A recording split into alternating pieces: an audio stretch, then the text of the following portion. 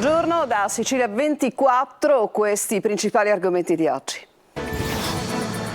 Primo sì ufficiale alla realizzazione di un termovalorizzatore in Sicilia, a Catania, il via libera dal Comitato Tecnico Scientifico per le autorizzazioni ambientali è solo il primo passo non vincolante di un lungo percorso.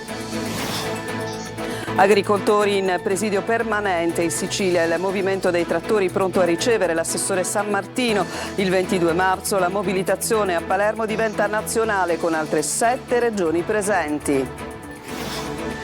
Da Winjet al calcio Catania, Nino Pulvirenti, ieri ospite a Il Punto, ha ripercorso gioie e dolori della sua carriera da imprenditore. Dimenticato, trascurato e deturpato il monumento ai caduti di tutte le guerre a Catania. In passato era stata effettuata una raccolta firme per demolirlo. Oggi è la giornata mondiale della torta. Il dolce dei giorni di festa si arricchisce di novità e tendenze, dalla cassata siciliana alle composizioni in pasta di zucchero, fino alle creazioni vintage con scritte ironiche.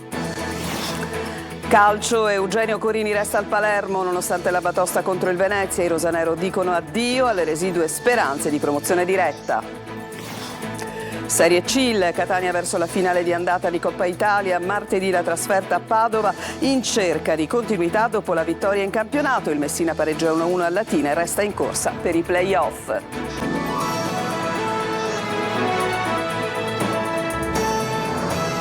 Un solo termovalorizzatore, non due, in Sicilia e si farà a Catania.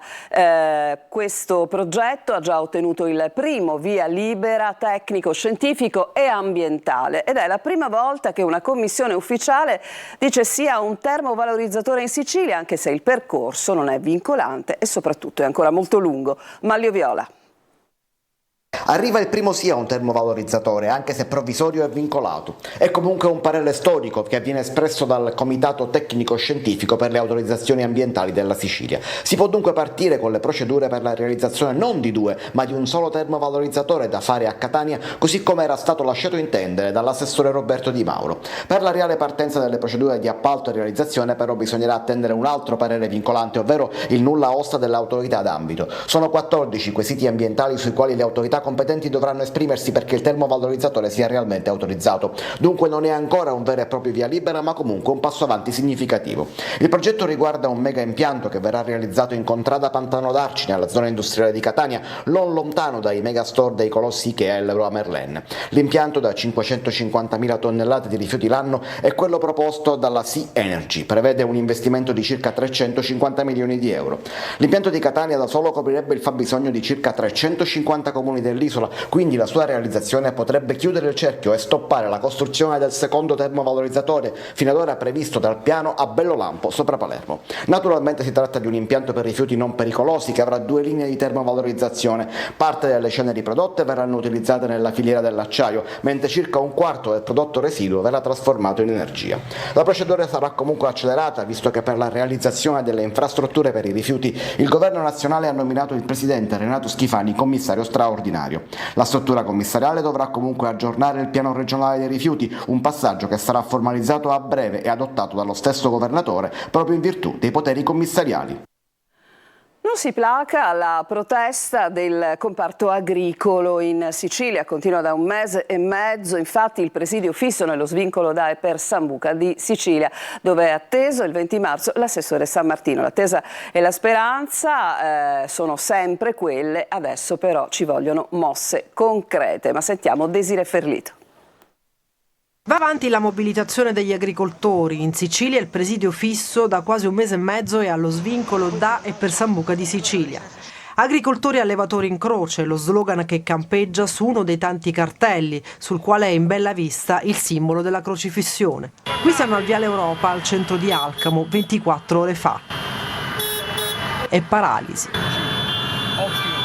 Non si placa dunque la rabbia del mondo agricolo. In Sicilia, uno dei fronti più attivi della protesta, la mobilitazione coinvolge ormai migliaia di imprenditori e lavoratori che sono in ginocchio per la crisi del comparto, dovuta anche alla mancanza di iniziative concrete della politica. L'attesa e la speranza è ora per mosse concrete. Il giorno 20 riceveremo al presidio Culfa l'assessore San Martino, si parlerà in primis dei consorzi di bonifica. Il giorno 22 invece ci sarà una grossa manifestazione a Palermo di tutti i comparti siciliani e lavoratori, e ci saranno pure altre 7 regioni in rappresentanza del loro territorio, della loro regione. Il presidio permanente organizzato dal Movimento Spontaneo dei Produttori Agricoli della Valle del Belice va avanti dal 5 febbraio e crea certamente disagi alla viabilità, ma serve per tenere accesa l'attenzione sui rischi che corre l'agricoltura di tutto il paese. La prima cosa che chiederemo è lo stato di crisi nazionale del comparto agrozootecnico. Un'altra cosa che chiederemo è il riequilibrio dei titoli PAC fra nord e sud, tanti altri punti che le diremo il giorno 22 nella manifestazione che ci sarà a Palermo. Non ci fermeremo qui, ribadiscono i manifestanti. Sono anni che ci sforziamo per far sentire la nostra voce, stavolta vogliamo risposte.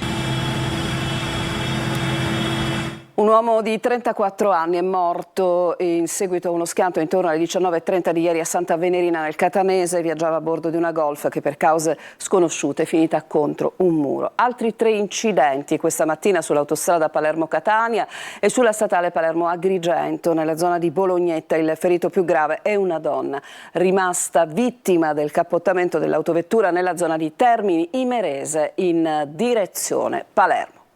Ospite ieri a Il Punto, la trasmissione di Telecolor, c'è stato l'ex presidente del Calcio Catania e patron di Winjet Nino Pulvirenti. Con lui abbiamo ricostruito la vicenda, la sua lunga vicenda da imprenditore. Francesco Triolo. Se io devo essere accusato di qualche cosa, devo essere accusato se esiste il reato di coglionaggine. Da Winjet al Calcio Catania, da Alitalia ai treni del gol. Sono passati più di 10 anni, ma le ferite sono aperte ancora. Nino Pulvirenti, il patron, il presidente, si è raccontato e ha raccontato la sua verità a Il Punto su Telecolor, ricostruendo il percorso che lo ha visto salire sull'Olimpo del calcio e dell'imprenditoria, per poi cadere all'improvviso, a cominciare dalla vicenda Winjet e dal tentativo di accordo con Alitalia.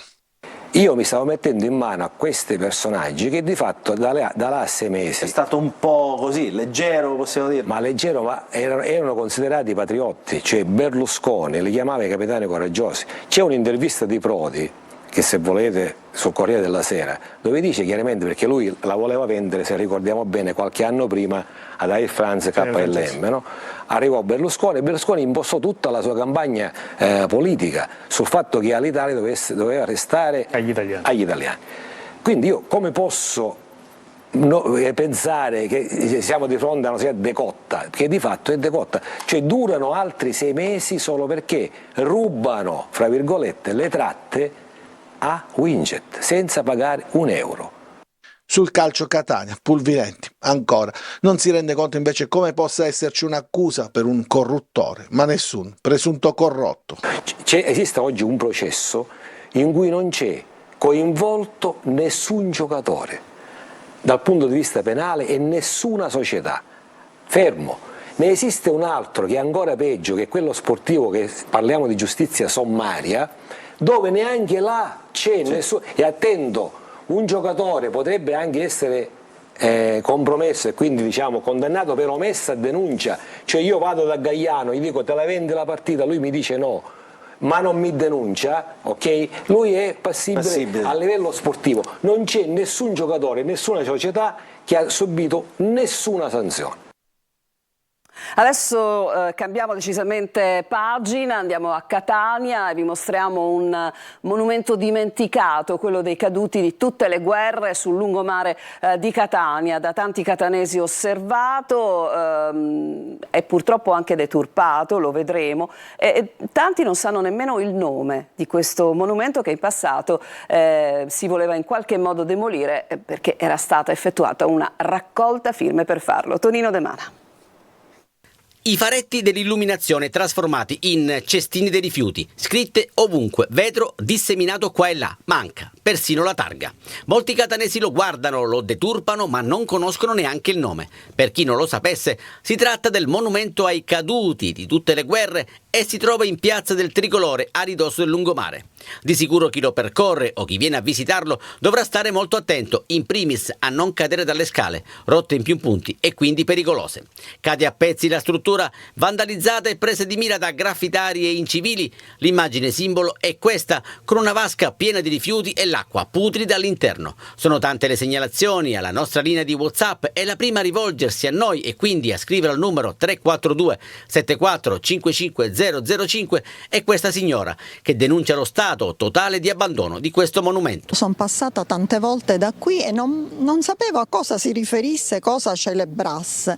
Quindi già non c'è una targa, non c'è qualcosa di riferimento e poi in queste condizioni è un monumento fatiscente. Siccome so che il sindaco di Catania è molto attivo, io effettivamente mi sento in dovere di segnalare questo. Le condizioni sono precarie, proprio bruttissime, quindi un monumento questo dovrebbe essere, penso, tenuto molto efficiente, molto pulito. Un'opera di architettura moderna in cemento armato che meriterebbe miglior sorte, almeno per due motivi. Conservazione e promozione potrebbero stilare un piano di gestione affinché questo bene possa essere utilizzato, diventare elemento attivo della città invece che servire soltanto per buttare via cartaccio delle passeggiate col cane. In passato è stata effettuata anche una raccolta firme per demolirlo. Da tempo, invece, si parla di riqualificarlo. Nel dubbio, al momento, resta nell'oblio. La Sicilia che protegge la biodiversità. Vendicari, un convegno per celebrare i 40 anni dall'istituzione di 17 aree protette. Le riserve però non sempre vengono rispettate. Sugli incendi Federparchi chiede più controlli per contrastare i piromani. Francesco Aloi. Sole, mare e storia, ma la Sicilia è anche natura. Parchi, aree marine, riserve, luoghi da amare e preservare, sempre più meta di visitatori. Negli ultimi anni abbiamo visto una presenza molto importante, nonostante che dal 2020 la riserva ormai è fruibile solo attraverso il pagamento di un ticket. Vendicari nel Siracusano, come altre 16 aree protette, veniva istituita 40 anni fa. Proprio qui, con un convegno, si fa il punto della situazione. Anche se obiettivamente le riserve sono nate 44 anni fa con la prima riserva che è quella dello zingaro. Centinaia e centinaia di specie diverse arricchiscono la fauna protetta in Sicilia. Vendicari è una zona umida di interesse internazionale e quindi la maggior parte dell'avifauna è avifauna migratoria che passa dai nostri pantani per poter poi continuare la migrazione. Proteggere l'ambiente per proteggere l'uomo. La tutela della biodiversità è fondamentale. Significa proteggere l'uomo anche per il futuro, perché la biodiversità significa anche difenderci meglio da quelle che in futuro possono essere attacchi batterici. L'uomo come amico della natura, ma può diventare anche nemico. I piromani che hanno mandato in fumo ettari ed ettari di Sicilia ne sanno qualcosa. Bisogna aumentare i controlli, la vigilanza e il monitoraggio, bisogna fare in modo che si fermano queste mani criminali. Adesso ci fermiamo, una pausa e torniamo tra poco con il nostro telegiornale per raccontarvi una domenica in città a Catania.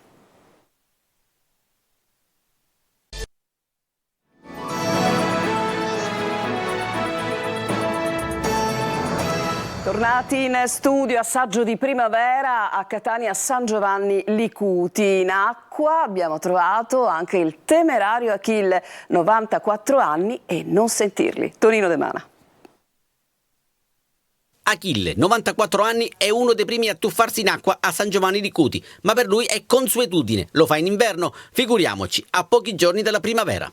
È una vera e propria invasione nel caratteristico borgo marinaro catanese. Chi passeggia, chi porta a spasso il cane, chi prende il sole e chi si getta in mare per una nuotata salutare. L'acqua è fredda, più fredda la trovo meglio mi sento e le faccio i bagni tutto l'anno, anche d'inverno, specialmente d'inverno. perché i bagni d'inverno sono più salutari di quelli estivi. È un vero e proprio antipasto d'estate, anche se l'inverno da queste parti non si è mai visto. Si può dire estate con le temperature che stiamo avendo qua a Catania. Alle sue spalle vediamo un Achille scatenato, 94 anni. Beato lui che si riporta bene, insomma, riesce ancora ad avere questa voglia, questa forza di fare questi bagni. Maglioncino, giubbotto, non le viene quasi voglia di mettersi in costume? Sì, veramente sì, perché sto sentendo caldo con questo sole. In attesa di costumi e infradito, questa romantica coppia catanese percorre San Giovanni di Cudi, ma pensa già ai primi bagni. E ora a giugno, quando aprono i lidi, che noi no, vogliamo stare comodi nel lido, sedere a sdraio qua nella sabbia e ci piace guardare gli altri. Mano nella mano, per oggi solo una passeggiata, domani chissà.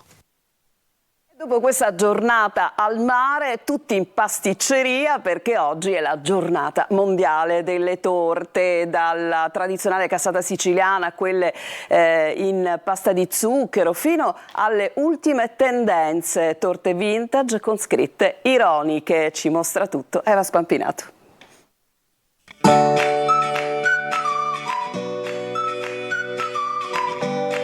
Oggi è la giornata mondiale della torta. Ma quando ti dico torta, cosa pensi? Qualcosa di dolce, un compleanno. Sinonimo di feste e di traguardi, di tempo trascorso in famiglia, tra cucina e tavole imbandite, una torta non è solo un dolce buonissimo da mangiare, ma è anche un modo per dimostrare agli altri il piacere di condividere una gioia. Dalla tradizionale cassata siciliana alle torte in pasta di zucchero fino alle ultime tendenze, puntando anche sui prodotti del territorio. Dalla torta al limone, all'arancia, alle fragoline che noi abbiamo qua a Lettina, si può usare dal pistacchio alla nocciola al fico d'India. Che sia tradizionale o innovativa, la torta è la regina della festa. Le nuove tendenze sono le vintage cake. Praticamente sono delle torte stuccate in crema di burro con degli rigori, chiamiamoli così, che io faccio con le sac à poche, con i vari beccucci. E le ultime tendenze la vogliono assolutamente ironica. E poi sopra mi dicono la frase da scrivere, di solito sono frasi simpatiche, particolari, che comunque rispecchiano il carattere del festeggiato, della festeggiata. Ho scritto: se non mi trovi cercami da Zara. Una torta che è andata virale. Non sto zitta se ho torto, figuriamoci se ho ragione. Compleanni, matrimoni, feste per bambini, la moda vuole che sia personalizzata e abbinata al tema dell'evento. Facciamo spesso degli sweet table completi. Molte volte si opta per la torta scenografica finta. Accompagniamo con torte da mangiare, biscotti decorati, cupcake, K-pops. L'importante è che poi la torta faccia la fine giusta, senza finire in faccia a nessuno. Ci fermiamo ancora in chiusura di telegiornale, un'ampia pagina dedicata al calcio.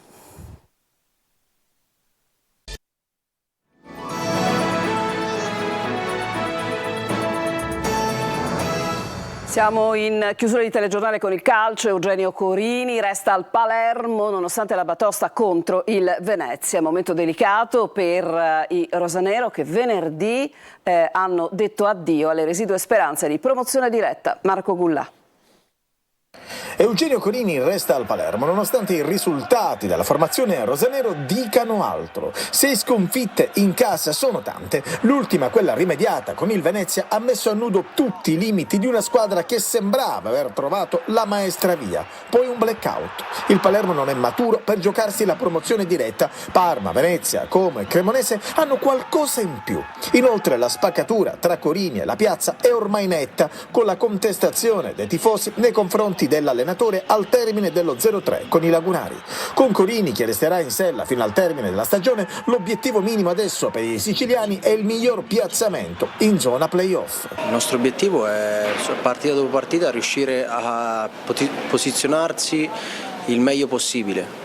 Finché c'è speranza noi bisogna dare il massimo per metterci nella miglior posizione.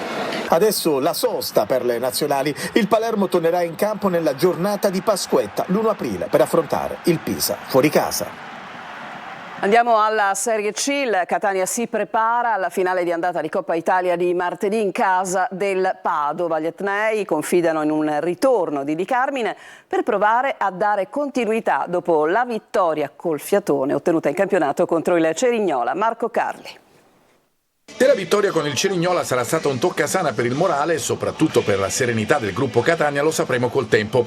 Certo è che il gol di Zammarini al culmine di una ripresa in cui a meritare di più sono stati gli avversari ha aperto la strada al meglio all'andata della finale di Coppa Italia di Padova. In palio un trofeo e anche un'altra potenziale iniezione di fiducia se si riuscirà a venire fuori al meglio da una prima sfida in casa di una squadra che è seconda nel girone A, autrice di una stagione di gran lunga migliore dei rossazzurri ma reduce da una sconfitta e 2 pari nelle ultime 3. Prima però erano arrivate 5 vittorie di fila. Adesso comunque dobbiamo tornare a essere fiduciosi, queste partite, queste vittorie comunque ci aiutano a trovare fiducia e per il proseguo sia del campionato che della Coppa e cercare di trovare positività soffrendo queste gare che ci aiutano.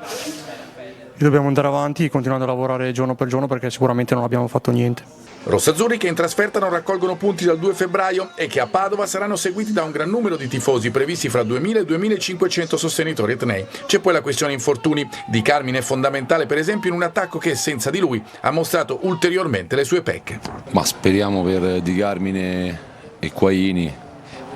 So che non stiamo rendendo come tanta gente si aspettava, però è anche un momento delicato. Ci prendiamo quello che viene adesso. Messina esce indenne dalla doppia trasferta di Benevento e Latina e resta in corsa per i play-off. Mastroianni replica a Zunno e dal Francioni finisce 1-1. Sergio Colosi. Il risultato è lo stesso, la prestazione no. Il Messina dopo Benevento porta a casa da Latina un nuovo pareggio, si avvicina alla salvezza e rimane in corsa per i play-off. Secondo 1-1 ma questa volta prestazione poco brillante. Di positivo però il punto che è pesante, senza correre grossi rischi, finale a parte. I gol entrambi nel primo tempo realizzati da Mastroianni e Zunno che hanno raggiunto quota 7 nella classifica dei marcatori. Mastroianni al minuto 10 ha finalizzato un'iniziativa dalla sinistra di Ercolano con la difesa avversaria distratta e piazzata male. Il buon avvio del Latina ha messo in crisi il dispositivo organizzato da Modica che nei 3 reparti ha preferito Polito, Giunta e Luciani. Il Messina però ha identità di gioco, sa soffrire e colpire al momento opportuno come al 29esimo con il diagonale di Zunno dopo uno scambio con Giunta. Una paratona di Fumagalli, un errore di Fabrizi e un intervento di testa sulla linea del moldavo Dumbravano salvano i peloritani in chiusura dei 2 tempi. Nel mezzo tantissimi errori da una parte e dall'altra. La fiducia concessa da Modica a Luciani non gli basta per rilanciarsi. Fase offensiva non pervenuta negli ultimi 15 metri, mentre nel finale il Latina lavora il Messina ai fianchi. L'1-1 però tiene e rinvia ogni sentenza alle prossime giornate. Ci occupiamo del calcio a 5, spettacolo assicurato oggi al Pala Catania. La meta riceve Genzano per la sfida al vertice del campionato di Serie A. In palio ci sono i piazzamenti nella griglia dei play-off scudetti. Il servizio. Calcio a 5 di alto livello al Pala Catania. Oggi alle 18:15 il migliore della nazione visto che c'è il big match della Serie A fra Meta Catania e Genzano. Quinta contro terza, entrambe impegnate nell'entusiasmante lotta per il secondo posto alle spalle di una Olympus Roma che sta facendo corsa a sé. Mancano 4 partite alla fine della stagione regolare, poi sono in programma i playoff scudetto e magari la possibilità di bissare la finale del 2020-2021, ma è troppo presto per parlarne. Più importante dire come la Meta sia arrivata alla partita di oggi. 3 vittorie consecutive in casa con Ciampino, stiamo vedendo i gol, e in trasferta con Sandro Abate Avellino e Sala Consilina che hanno rilanciato la squadra dopo un febbraio caratterizzato da molti pareggi dalla sconfitta di Pomezia. Con Genzano sarà anche sfida fra bomber, le 17 reti di Caruso contro quelle dell'Etneo Podda, 17 gol, 9 nelle ultime 4 gare. Insomma, spettacolo assicurato al Pala Catania per un pubblico appassionato pronto a sostenere i rossazzurri, impegnati da anni nel futsal nazionale che conta. Ecco, questo servizio si chiude Sicilia 24. A tutti voi grazie per l'attenzione, vi auguro una buona domenica e vi ricordo l'appuntamento con il nostro telegiornale alle 19.